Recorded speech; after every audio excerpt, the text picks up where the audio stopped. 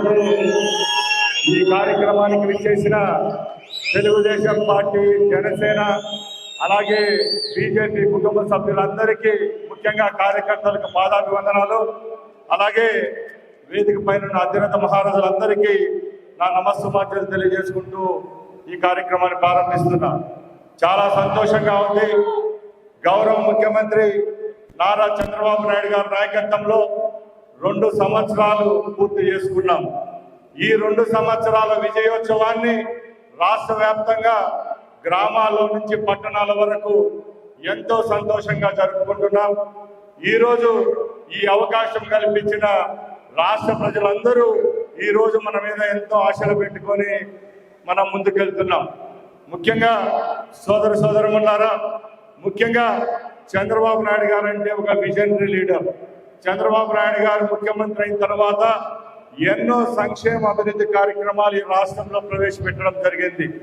గత ప్రభుత్వంలో సంక్షేమం అనే ముసుగులో ప్రజల యొక్క రక్త మాంసాలను తింటే మన ముఖ్యమంత్రి చంద్రబాబు నాయుడు గారు 4వ పర్యాయంలో ఎన్నో సంక్షేమ కార్యక్రమాలకు పక్కలిస్తూ అభివృద్ధి కూడా చేసి చూపించడం జరుగుతూ ఉంది.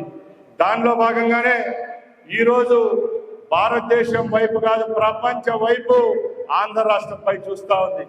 ముఖ్యంగా పెట్టుబడుల పరంపర కొనసాగుతూ ఉంది. మనం అందరం చూస్తున్నాం.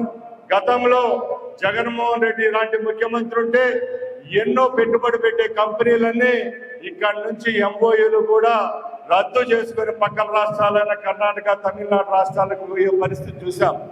ఈరోజు చంద్రబాబు నాయుడు గారు, పవన్ కళ్యాణ్ గారు, అలాగే లోకేష్ గారి సారథ్యంలో కేంద్ర ప్రధానమంత్రి నరేంద్ర మోడీ గారి ఆశీస్సులతో ఈ రోజు పెట్టుబడుల పరంపర కొనసాగుతా ఉంది. ముఖ్యమంత్రి గారు 18 గంటలు పనిచేస్తా ఉంటే ఈ రోజు ఎంఓయూలు కాదు, పెట్టుబడులు పెట్టేదానికి క్యూ కట్టారు. అమరావతి వైపు రాష్ట్రం కాదు, ప్రపంచం కాదు, యావత్ జగత్తు చూస్తా ఉందంటే దానికి గర్వకారణం ఈ ప్రభుత్వాన్ని నడిపిస్తున్న గౌరవ ముఖ్యమంత్రి చంద్రబాబు నాయుడు గారు. అలాంటి నమ్మకాన్ని నిలుపుకునే పనిలో మనందరం ఉన్నాం. 2 సంవత్సరాలు పేద ప్రజలకు ఎన్నో కార్యక్రమాలన్నీ మన ద్వారా అందుతున్నాయి.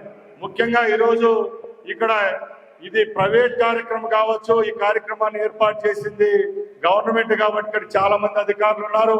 అధికారులకు కూడా మేము ఒకటే చెప్తున్నాం, మీరు కూడా ఈ 2 సంవత్సరాలు మాకు ఎంతో సహాయ సహకారాలు అందించారు. రాబోయే 3 సంవత్సరాలు కూడా మీరు ఒక వారధిగా తప్పకుండా ఆంధ్ర రాష్ట్ర అభివృద్ధిలో మీరందరూ మాకు చేయూతనిస్తారని చెప్పి తెలియజేసుకుంటున్నా. అలాగే ఆ 3 పార్టీలకు సంబంధించిన కార్యకర్తలు, నాయకులు ఈ వేదిక పైన కింద ఉన్నాం కాబట్టి ఒకటే చెప్తున్నాం, మన ముఖ్యమంత్రి గారు ప్రవేశపెట్టిన కార్యక్రమాలన్నీ ప్రజలలోకి తీసుకుని పోయే కార్యక్రమాలకి శ్రీకారం చుట్టాలి. ఎందుకంటే వచ్చే 2-3 నెలల్లోనే సంస్థాగత ఎన్నికలు ఉన్నాయి. ముఖ్యంగా రేపు రాబోయే ఎంపీటీసీ, జెడ్పీటీసీలు, సర్పంచులు, మున్సిపల్ ఎలక్షన్లలో 100కి 100 సీట్లు మనమే గెలవాలి. అన్ని చంద్రబాబు నాయుడు గారు చేసిన అభివృద్ధి సంక్షేమ కార్యక్రమాలు ప్రజల్లోకి పోయినాయని తెలియాలంటే తప్పకుండా మనం అన్ని సీట్లు గెలవాలి. ఈ విజయోత్సవాలు 3వ సంవత్సరం, 4వ సంవత్సరం, 5వ సంవత్సరం జరపాలి. ఎందుకంటే మనం చేస్తుంది ఆషామాషి కార్యక్రమాలు కాదు. ఎందుకంటే ఇంకా కొన్ని రాష్ట్రాల్లో 200 రూపాయలు ఇచ్చే పెన్షన్ కార్యక్రమం ఉంది. ఈ రోజు మన రాష్ట్రంలో 4000 రూపాయలు పెన్షన్ ఇస్తున్నాం. ఈ రాష్ట్రంలో పెట్టిన సంక్షేమ పథకాలు ఏ రాష్ట్రంలో యావత్ భారతావనిలో ఎక్కడా జరగడం లేదు. రైతుల కోసం పనిచేస్తున్నాం, విద్యార్థుల కోసం పనిచేస్తున్నాం, కార్మికుల కోసం పనిచేస్తున్నాం, కర్షకుల కోసం పనిచేస్తున్నాం.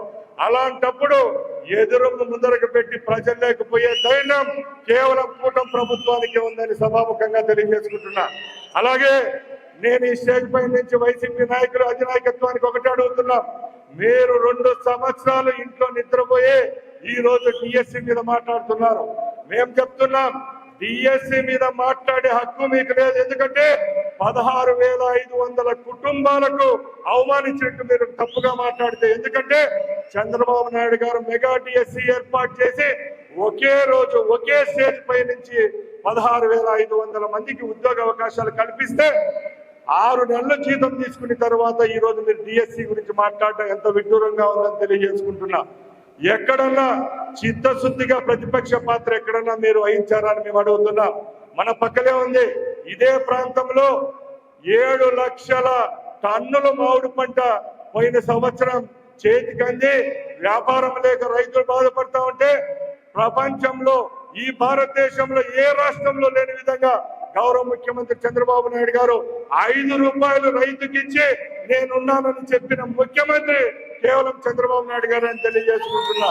అలాగే ప్రతి ఒక్క రంగాన్ని ముందుకు తీసుకుపోయిన ఘనత ఈ కూటమి ప్రభుత్వానికి దక్కుతుంది. కాబట్టి ఎక్కడ తడబాటు వద్దు, మాటల్లో తడబాటు వద్దు, అడుగుల్లో తడబాటు వద్దు. రేపు రాబోయేది మరొకసారి చంద్రబాబు నాయుడు గారు 29లో ముఖ్యమంత్రి చేసుకునే విధంగా మన కార్యక్రమాలన్నీ ప్రజల్లోకి తీసుకొని పోతామని ఈ కార్యక్రమంలో ప్రతి ఒక్కరూ చిత్తశుద్ధిగా ప్రమాణం చేయవలసిందిగా కోరుకుంటూ ఈ అవకాశం ఇచ్చిన ప్రతి ఒక్కరికి మరొకసారి ధన్యవాదాలు. జై హింద్, జై తెలుగు.